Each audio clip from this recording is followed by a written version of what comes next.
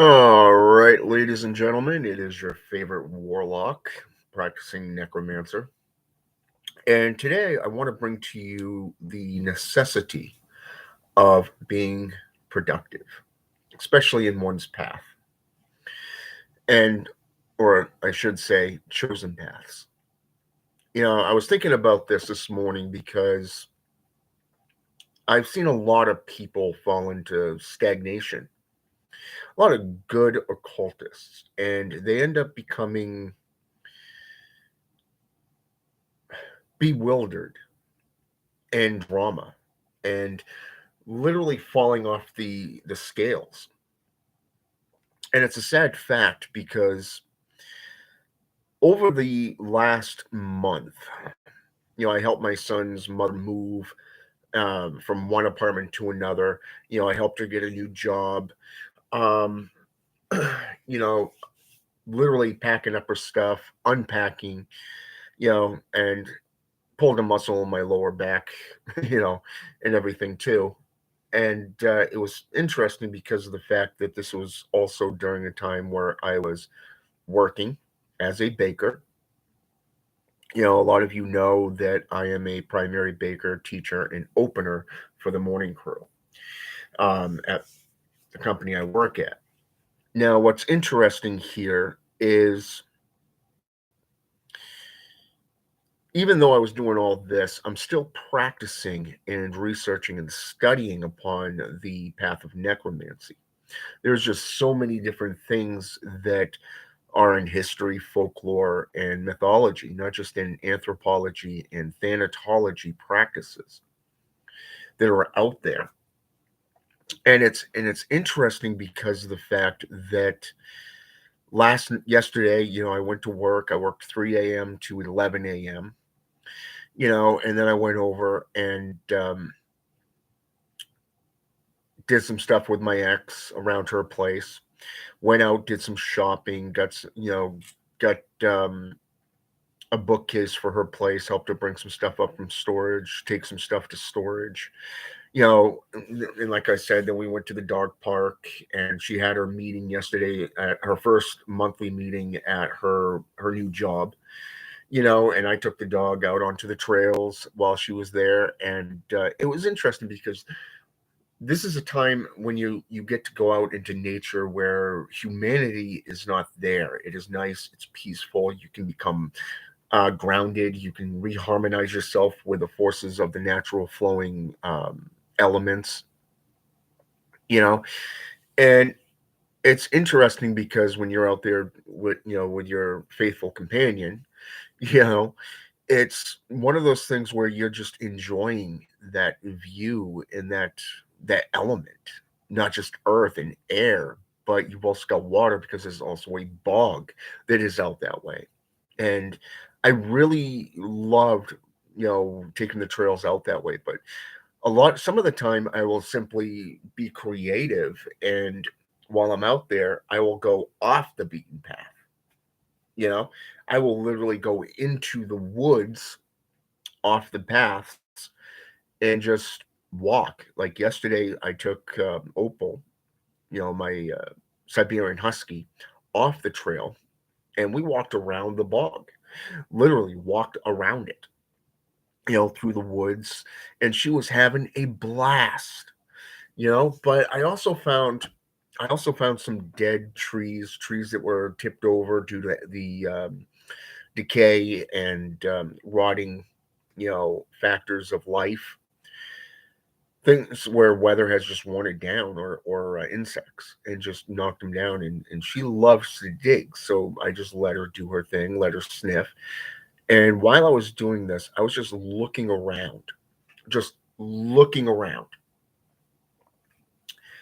and it was so cool because you don't take time during your busy schedule to look at nature and to watch it, to watch how close you are to things like chipmunks, squirrels, and birds.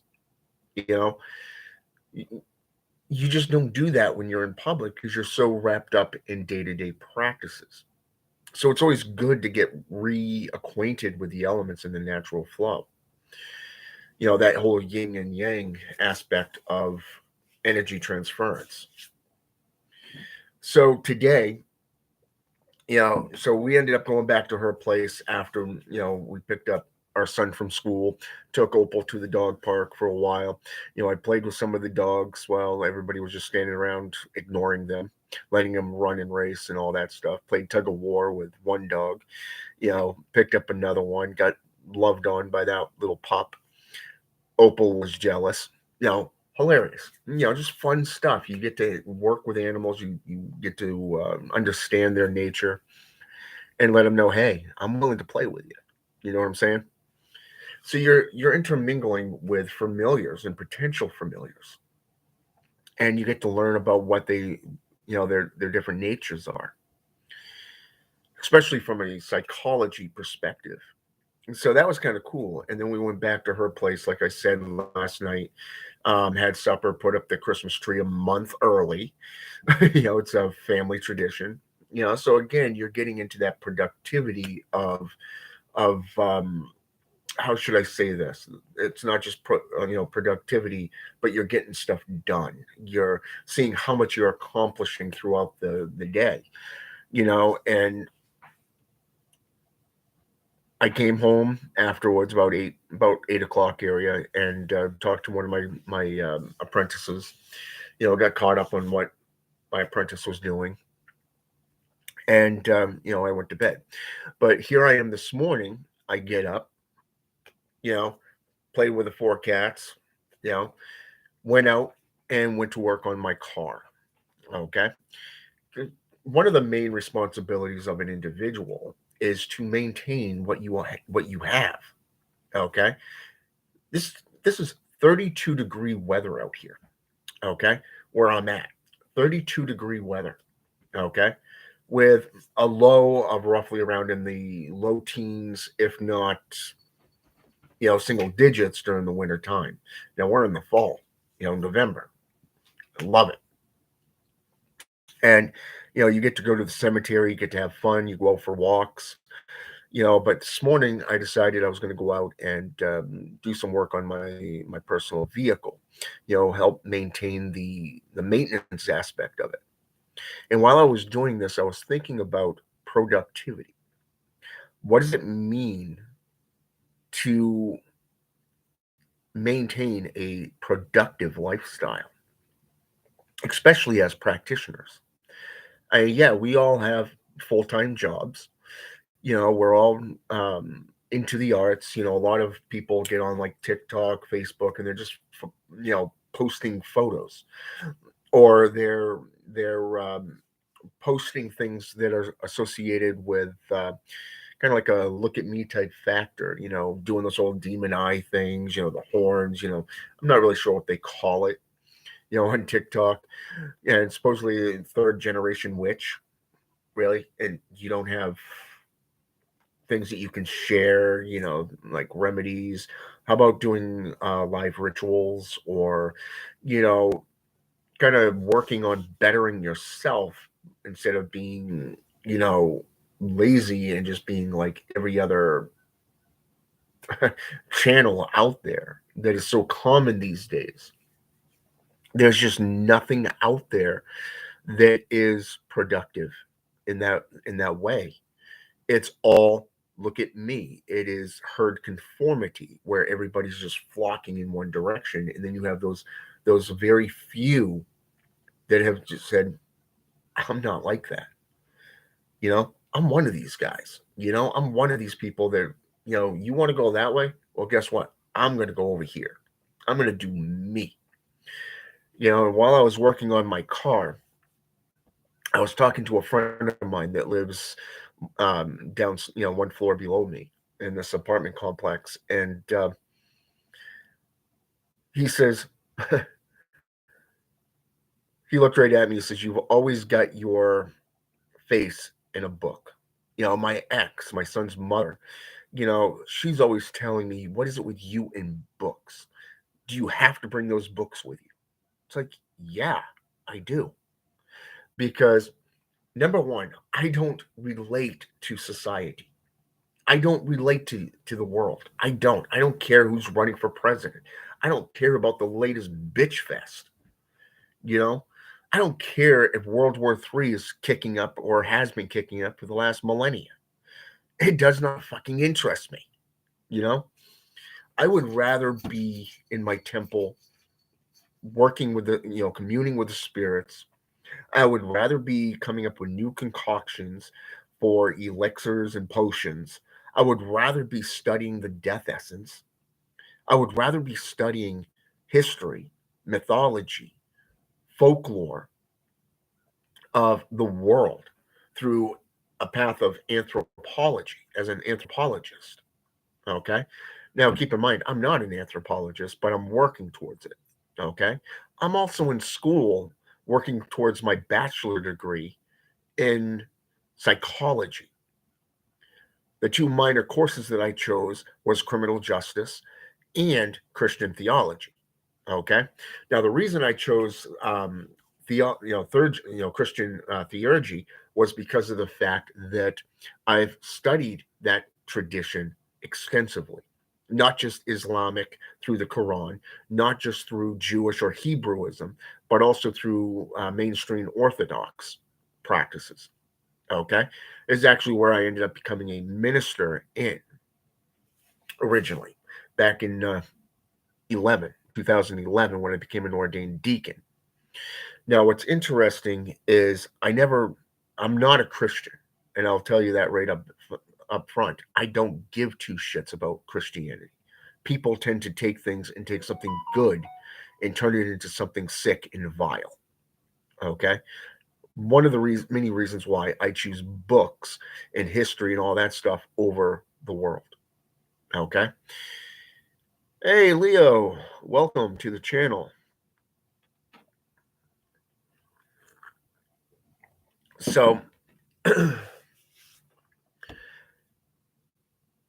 if I bring my books with me, there's a reason for that because I'd rather be reading about certain things. Like most recently, I've been thinking about um, the Arch Lick. You know, when you look at necromancy in history, there's two types of portrayals in modern culture. One of which is the D&D type game of role playing, and then you have the other one which is in video games. So when you type in the term Arch Lick, you end up getting something out of one of these video games, and like Diablo and stuff like that. But when you get right down into what a necromancer is from various different traditions, it is somebody who literally studies death. They forge a lifestyle around death. Like the other night, I went to the cemetery with Opal, and it was like 9, 10 o'clock at night. We had been out walking, and I decided, let's go into the cemetery and see what she does. So I decided to take this as a learning curve, and it was funny because there was a car parked way up in the back, about in between the new aspect of the cemetery and the old cemetery. Walked within distance. Not one person saw us. So you have the cloak of darkness surrounding you. So you're going unseen, unheard. But while sitting there at the mausoleum that sits way up back, she's doing her little sniffing thing, laying down, just looking at the leaves blowing from the wind, and I'm sitting there just I'm just praying. I'm just doing mantras and chants, putting myself into a meditative state. So again, you're seeing that productivity. I went there for a purpose. I wanted to reconnect. I wanted to get away from humanity. I wanted to work on me yet again. And because I had her, I couldn't do that. I couldn't sit there and read because she needed to go out and burn off energy. So I killed two birds, one stone. You're taking one stone and eliminating two birds at once. And 3, if you get the fact that by the time she got out of work, she came over and picked us up. So technically, it was 3 birds, 1 stone. So again, productivity. But when you, like I said, when you look at folklore when it comes to necromantic practices, you're seeing the elements of the banshee, the summoner of death, or the, I should say, the announcer that someone's going to die. You got the revenant that is going after someone who's already perished but still exists. You have the lich, or the immortal, the necromancer in general, such as Kakashi in Slavic witchcraft. Okay, Slavic traditions. He's known as Kakashi the Immortal, or otherwise known as the Deathless One.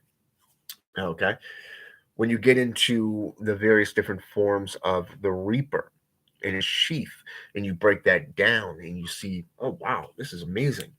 You know, you get the representation of everything, what it represents. You go into things like, let's go with Santa Morte for an example, the bony lady, the Saint Death.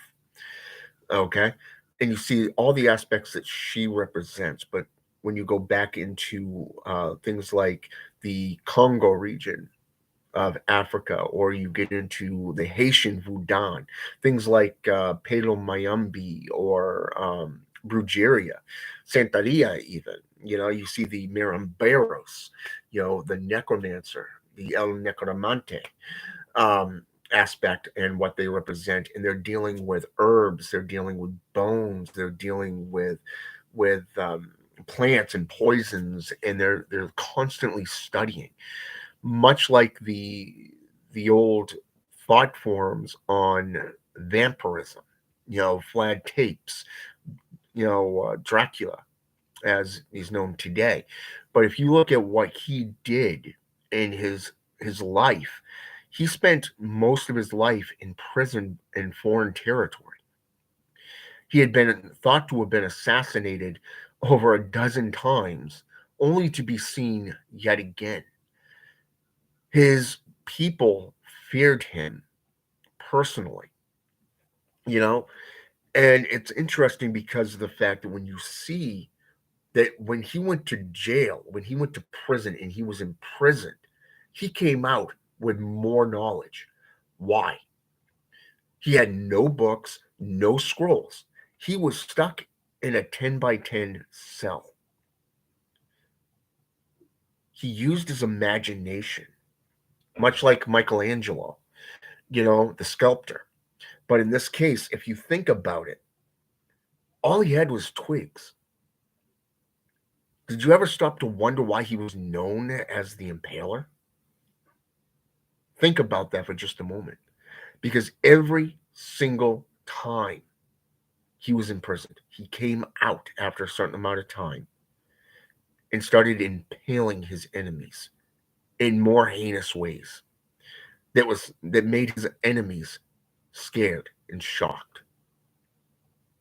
Forget about Hollywood produced films where it shows a spear and lifting, body up and just shoving that butt end of that spear into the ground while the corpse just kind of just slides down in, like, holding the blade in front of him, at the top. No, that's not what he did.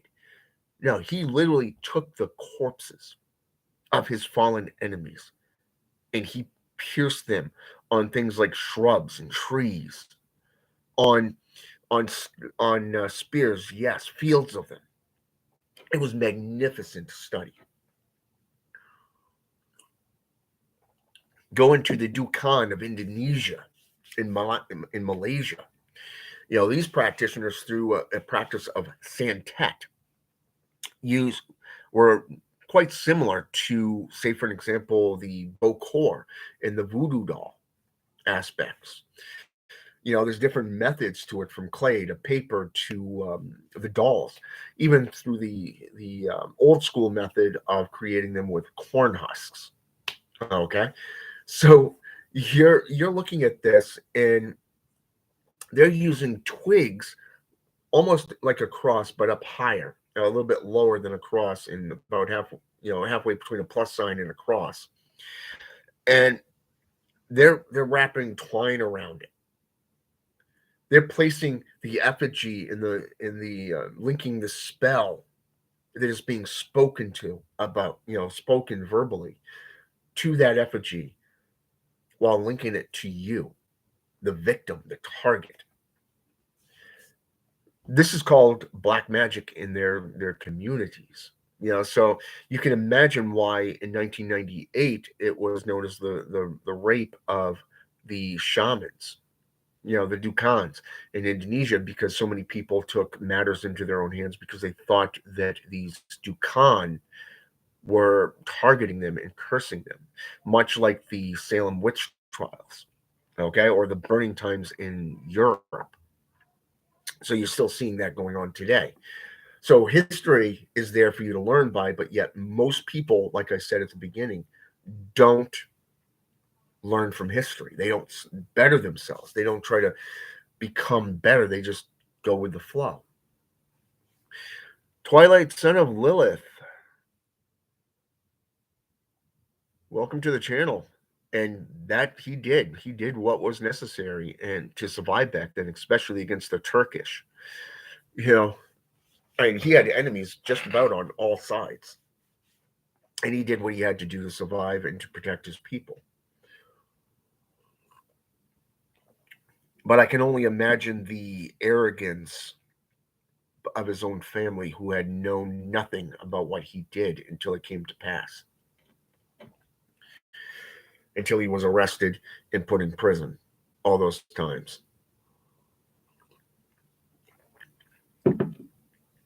So even if you want to go back to things like the Hexa, you get into herbalism and you start learning about Oriolander. You start learning about the ricin stuff. You start learning about hemlock and the various different degrees of that. Starting to put potions together through the elixirs and stuff to help get close to death. I mean, a lot of people, when they think necromancy, they think, okay, let's go with necromancy from the Greek perspective of modern day. They don't go back into, say, the Latin terminology of nigromancy. They don't go back to the ancient Greek formality of, say, for example, Nicaea. Okay? They don't go into the Egyptian aspects of what a priesthood did for their communities that have been separated and divided in today's culture. Okay?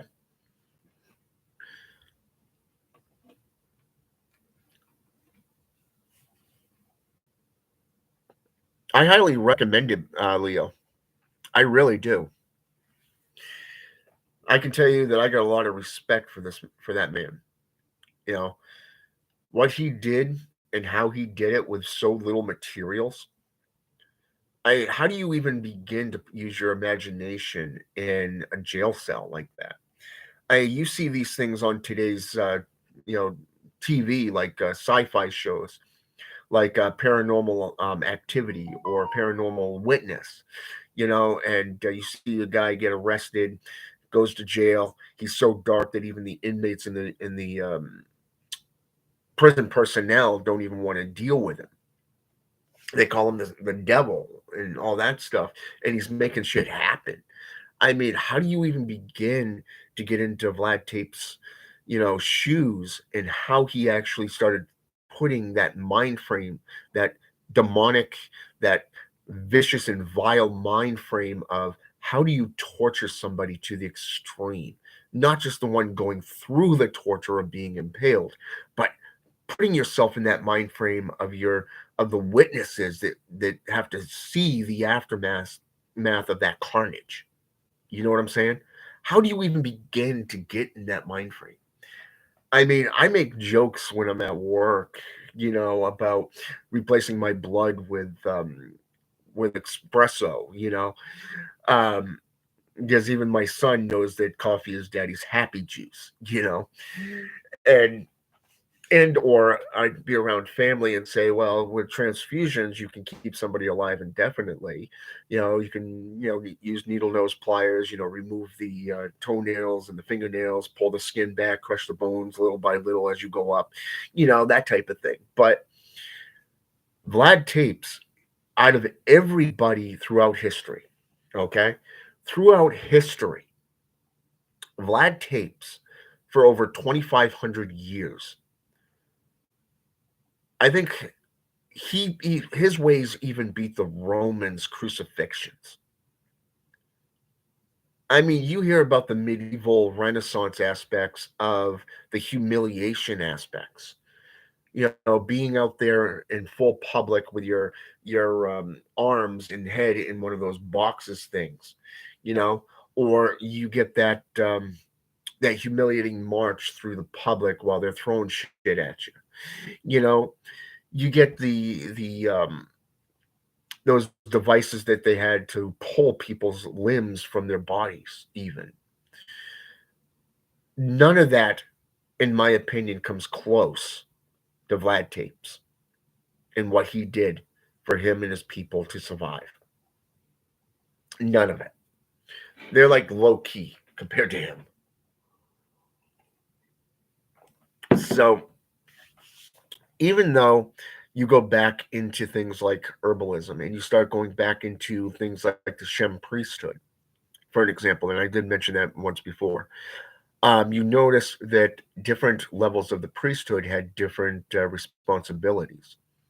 But like I said, compared to them in today's culture, all the medical practices are left to those with medical degrees, and it's illegal for anyone who doesn't have that degree to do anything like what the Shem priesthood did back in the day, such as autopsies, you know, organ removals.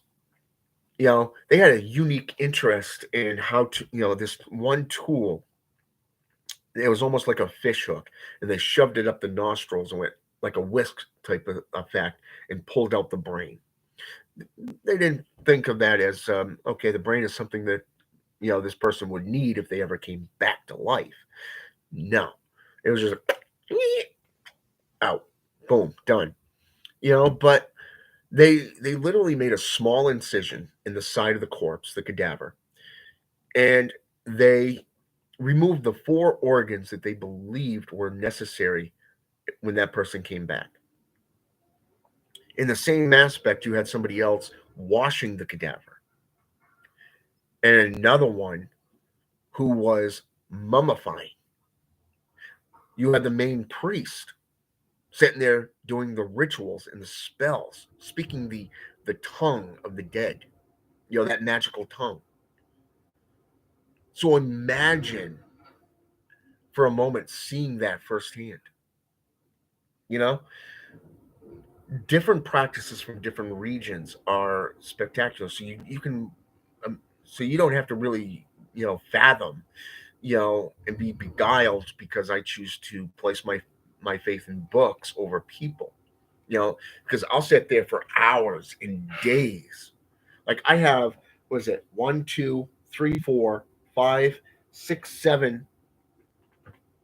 8 bags right now. Some of those vinyl bags for groceries and stuff, full of books right in this room right now with me. I have a pile of let's see, 1, 2, 3, 4, 5, 6, 7, 8, 9 books right up here on my desk right now, all of which are from different religions, different philosophies, from psychology to possession, to vile magics, to necromantic practices. Okay. To seeing what it would take to create a concoction like a powder or through alchemical means, which is modern day chemistry. Okay. Which again, you have to have a degree in to practice, right? No, you don't. Um, but here it is. You're getting into this stuff and you're creating things like black salt. Okay. You're learning how to do black salt. You're going in and you're learning how to make the zombie powder, and you realize, wow, All three of these, any kind of Bocor or Capriata, they make the same type of zombie powder. But here's the kicker: only three ingredients are necessary to create that. Everything else that's incorporated is unique to every single practitioner. Okay? So, in this sense, it would be like if you wanted to learn how to do this, it would be like going to different senseis, different martial arts instructors and going, hey, can you teach me your form? Early this morning when I woke up, I was watching, what's his name? What's his name? Jeff Sperman or Spillman. Oh, what the hell's his name? He starred in The Perfect Weapon back in the 1990s, the early 1990s. Today, he runs a chain of kendo um, studios. He's like the main guy up there, and he loved it. And during this interview, he said he during this opening scene of the kata, he showed two different types of katas in this one little opening scene. But he said there was one instance where he was just standing still and he's just moving his hands like so. He said this was to reach out to a good friend and teacher and give that man honor. Because up until that point, Kempo was never done in the movies. Okay? Kempo, not Kendo. Kempo, there we go. Had never been done in the movies up until that point. So he wanted to honor his teacher by doing that one signature move and give his teacher honor. So you would have to be a great martial artist or a great practitioner, it helps to learn various different traditions. So productivity, in my opinion, is you don't stop just because you've learned the basics. You can read a book, say the Satanic Bible by Anton Zandaleve, and go, "Oh, okay, I'm now a master of, a master or a lord of darkness." No, you're just a child with a temper, basically. You're just one of those herd conformists that want to, do whatever. Okay. You want to be a true lord of darkness, or within Satanism, within as a demon, a demon. Oh my God, I can't even speak this morning, or in this case, afternoon, because it's 12:15 p.m. where I'm at. So it's um, a demonolator. There we go. A demon or later. Okay. So if you want to be a demonolator, you've got to study demons. That means you don't stop just because you've studied the 72 demonic, you know, beings in the Goetia. You got to branch out into other cultures, other grimoires. Okay. You got to get into things like angelology. You got to go into the different regions in which these beings were spoken of. You got to go back into the old scrolls, like the Scroll of Amrin, which was originally out of the Dead Sea Scrolls. Okay. Spoke of the sons and daughters of Belial, if you want to get into biblical terms. That actually was the first time I ever heard about his son and daughters in that way. Okay. I actually trace that back to the Scroll of Amrin, which was out of the Dead Sea Scrolls, which is Sanskrit, by the way. Sanskrit. Okay. And then you get into the terminology of the archangel, him known as the prince in Hebrew, Michael. Okay. And I was talking with somebody about this name, and I told him, I said, it has different meanings throughout the era, depending on who's running the show. And she says, what do you mean? And I said, well, in today's world, Michael is done by the Hebrew variation, meaning he who is like God. 500 years ago in Pig Latin, medieval Latin, it was, no, his name represented the soul collector, the collector of souls. You go back into Sanskrit and it means face of love. Okay. It would be like tracing Lucifer between the Greek and Roman personifications of their terminology and meaning.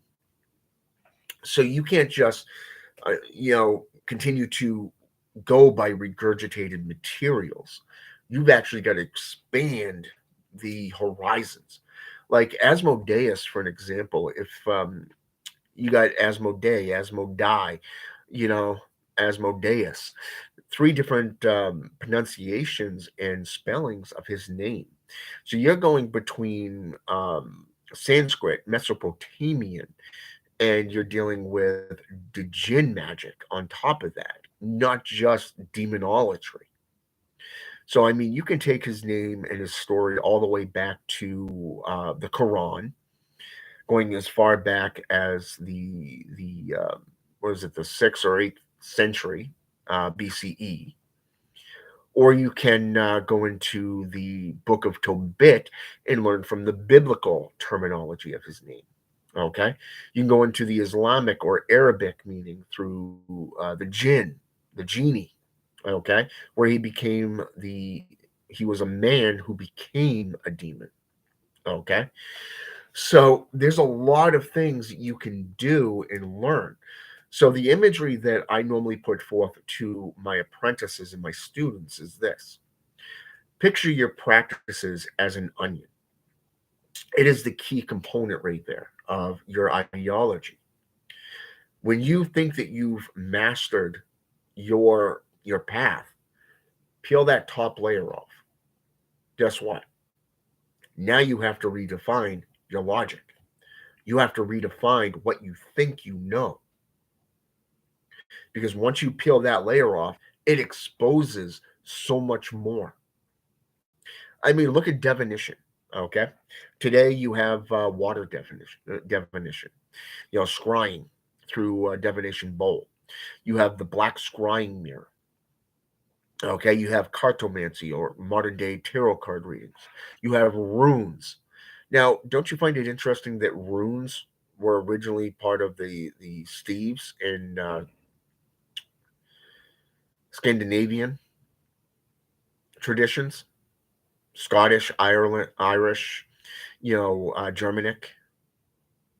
How about hieroglyphics that we call paintings today? Goes back to the first, second, and third dynasty of Egypt. Look at the Roman depictions and how they painted things on, and inscribed them into their walls. Go back into ancient Sanskrit and Aramaic traditions and watch how the nomads created cities. Amazing.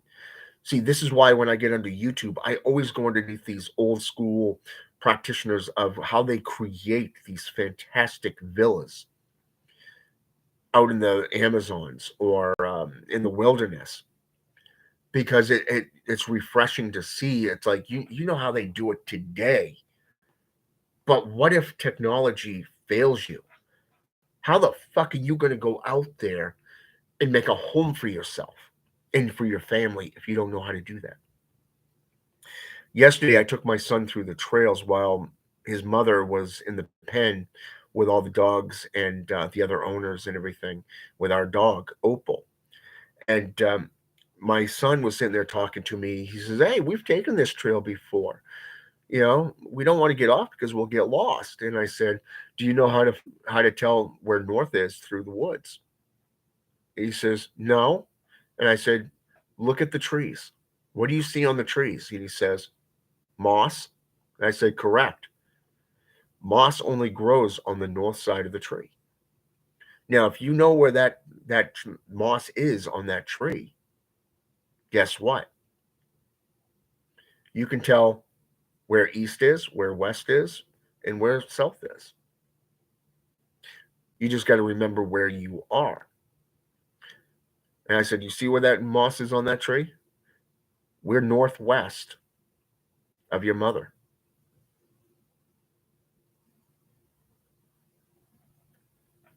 He thought that was the coolest thing.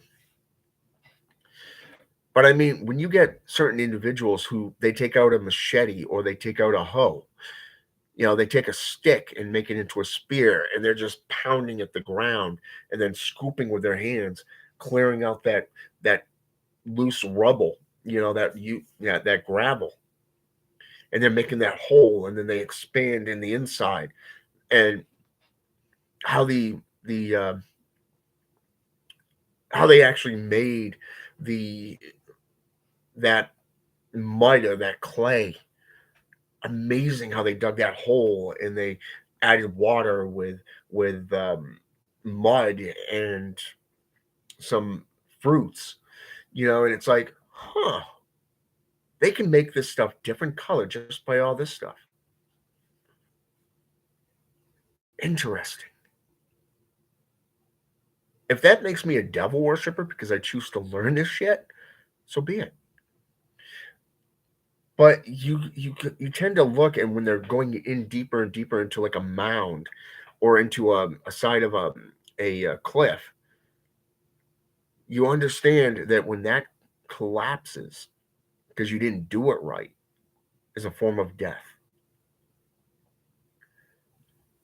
You get into the basins and how they used wine or blood, human blood, animal blood, even to do divination. How they used the grinds from a tea bag in gypsy magic. Oops. To tell your future. It's like palmistry, but with a tea bag. Amazing. Just amazing. The hexa, the strega, the stragoi, the eshi, the agi, the dukan, the marimberos, the bokor, the warlock. Yeah, all of these old school names and practices. Amazing. Shamans and necromancers. I can see why these two practices alone are the oldest forms of practices out there. I've traced necromancy all the way back to the 6th century. The 6th century BC. And I'm still going. It's hard. It's taken me over 6 years just to do what I've done. And I'm on my 7th year now, but 4 years dedicated to necromantic practices now. 4 years. It's spectacular to learn and to continue learning this path. I mean, even if you want to get into a medieval cult type following, let's go to the Hashishin. This group was from the 6th century to the 13th century. They were highly feared and highly respected from modern day Pakistan. Okay, and it was interesting because they were wiped out by the Huns. Now, what's interesting is you gotta understand that there are two applications here. Number one, they were highly religious men. These men were priests, holy men, much like the Knights of Templar who worked for the Vatican, the protectors of the roads, the ones that did the Crusades. But unlike them, they specialized in one thing: death, the art of assassination. And in Arabic, that Arabic name is Samsara. Okay, Samsara means assassin. And that's what they were known by. Samsara, the Hashishin. They had castles throughout the region, that entire region of the Middle East, from Giza all the way up through.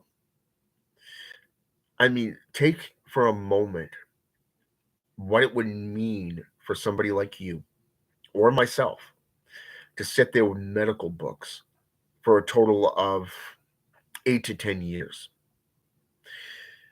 Okay, 8 to 10 years. Okay, and that's just studying.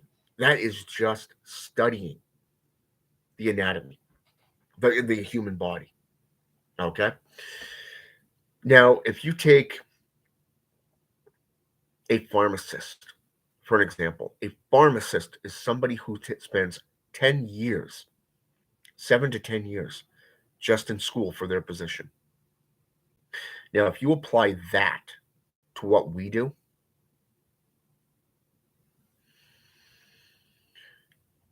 you're one bad motherfucker. I mean, just the knowledge in itself, the pressure points, the nerves, to learn the nervous system through the martial arts, causing severe pain without leaving a mark. Or how about how many seeds of ricin does it take from, like, say, water hemlock? Or how about white oleander? How about the little apple, the devil's trumpet, even? These are all poisons, by the way. How much of these little pebbles does it take to make one sick compared to how many it would take to kill somebody?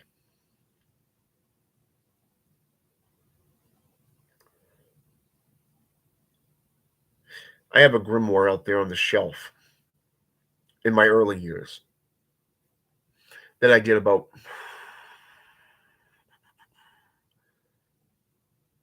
20 years ago. About 15 to 20 years, yeah, just about 15 to 20 years ago, when I was studying herbalism, the difference between herbs that can heal and herbs that can kill, things that are poisonous. And I found it, I had to laugh, and it's like, what the fuck were people thinking? You got playgrounds at schools, you got playgrounds throughout the cities where your children play, and you're going to keep Oriolander, which is one of the most deadliest poisons,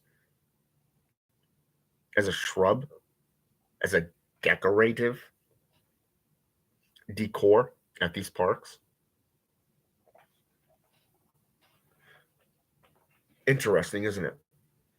So, when you're learning, I want you to picture that onion analogy, because when you think you've learned it all, peel that layer, just peel it off, and you will learn more. I've sat down with people far more knowledgeable than myself, and it forces you to humble yourself because, number one, you realize there's so much more I didn't know.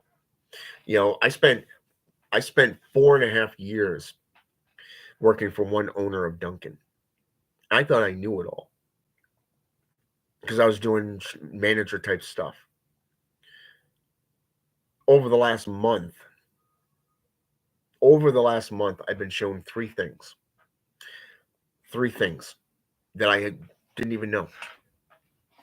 TDS for one. TDS is basically the gauging of the temperature of the coffee. Okay, when you're grinding the coffee up, there's a certain amount that has to come out. Again, alchemy, and then you have to put it in. You got to brew it. It has to be at a certain temperature.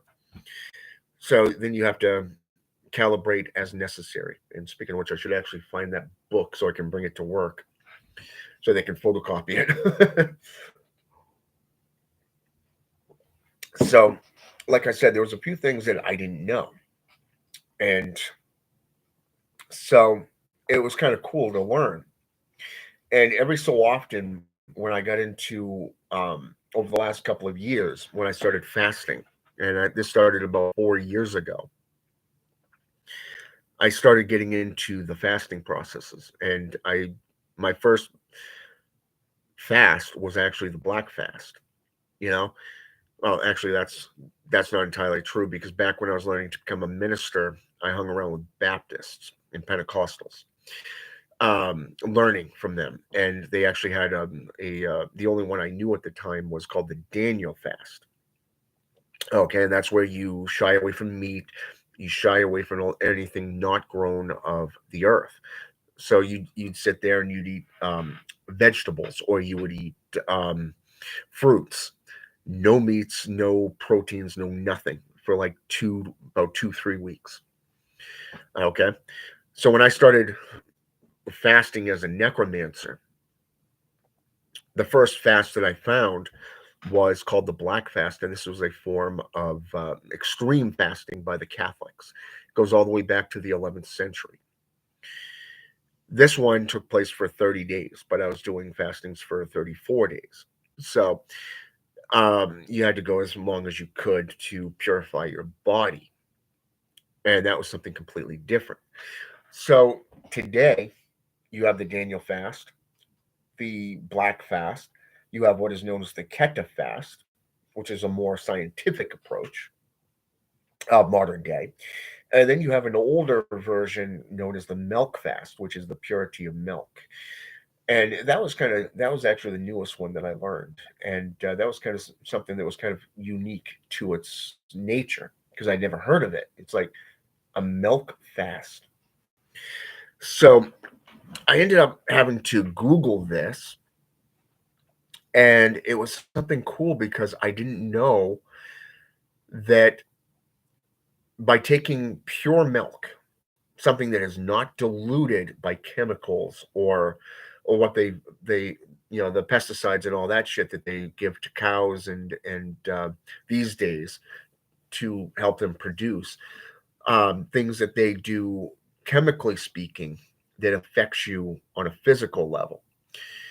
And I started learning about this, and it was like, God damn, I didn't even know this existed.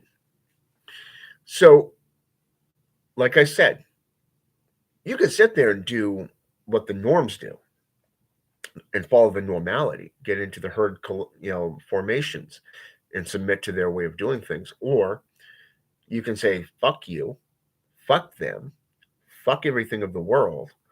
I'm going to dedicate myself to this practice. I'm going to better myself. I'm going to enlighten myself,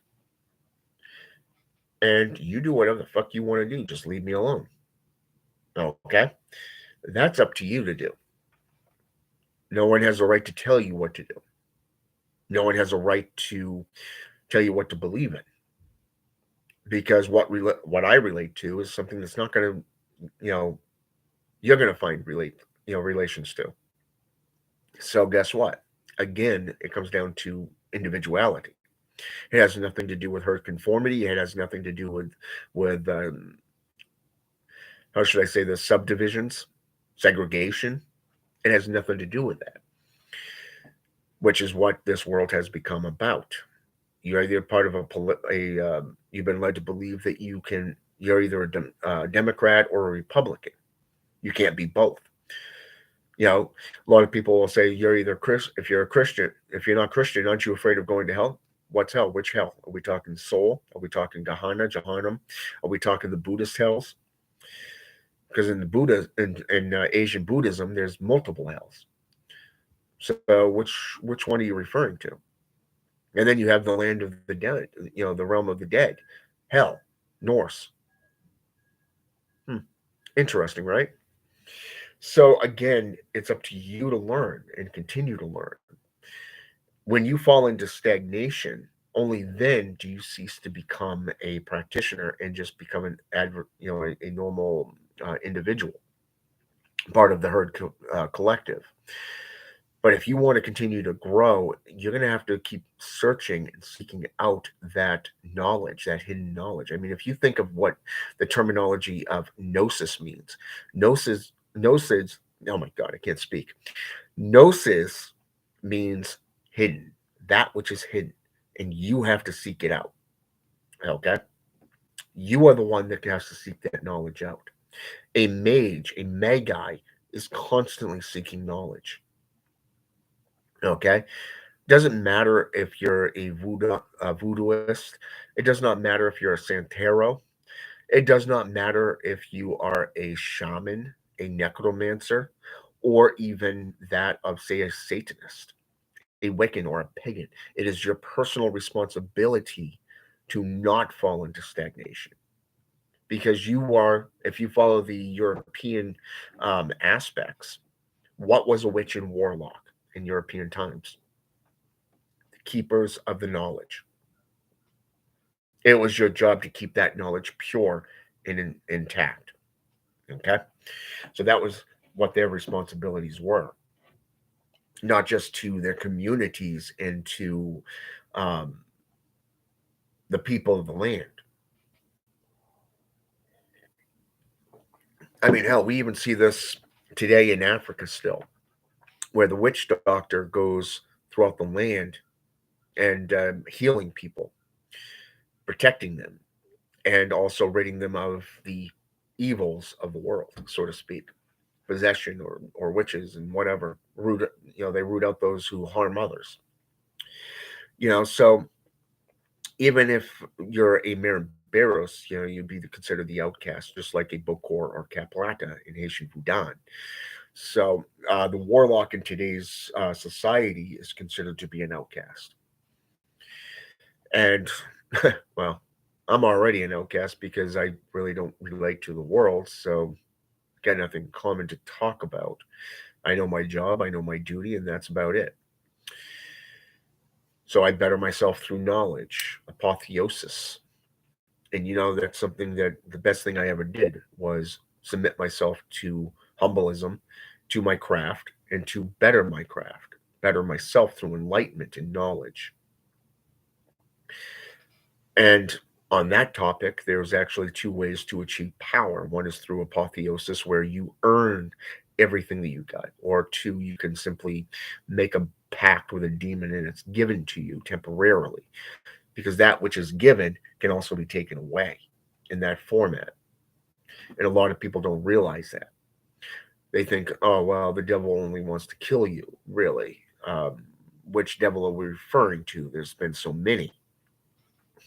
You know, so again, it comes down to knowledge and proactivity, because it is up to you to better yourself, not somebody else.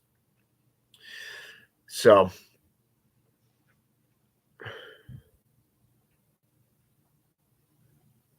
yeah. Well, I'm glad that worked out for you, by the way. I'm glad I was able to help you. So, yeah, there's a lot that you can do. And you got to remember that the more knowledge you have, the more of a threat you will be to society. There was a reason why practitioners live on the outskirts of town, why it's considered the path of individuality, because you will spend your life in solitude. I know that better than anybody.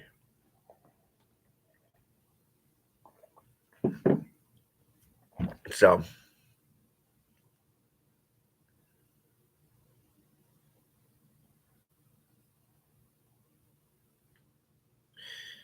you became the apprentice, Leo.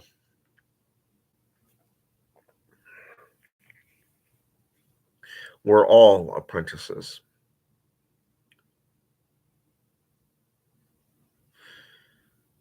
The teacher and the student. One has to be able to lead, but also follow. You learn and you grow through your studies as an apprentice, but you also lead others as a teacher. And sometimes the student can even teach you. So, with that said, I'm going to go jump in the shower, get cleaned up, because in roughly about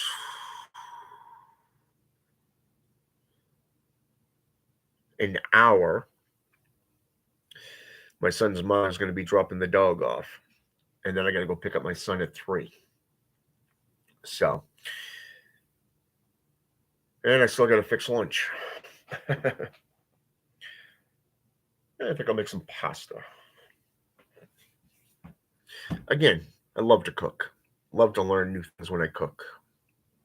Great way to reflect upon the creation process. So that's something else, including phylacteries. Something I'm actually doing right now is creating new phylacteries, things that are more potent than the last. So, with that said, never quit learning. Always strive for greater knowledge, greater wisdom. Whatever you preach, always back it up with facts, numerous sources, and always make yourself available to the public because you answer not only to the public, but the spirits that you work with. All right. And with that said, I'm out. I want to thank everybody who's jumped on here with me. Leo Blanchford, Twilight Son of Lilith, and Dialysis Technicians USA. I want to thank you all for coming on here and communing with me. And for those of you who are going to jump on after this video, feel free to hit that notification button. Subscribe if you want. It's up to you. If you're like me, a student of knowledge, I'm a career student. That's the way I look at it. Career student. If you're like me and you want to constantly learn, feel free to jump on here. Follow. You'll get notified when I go on. All right. Have a good day.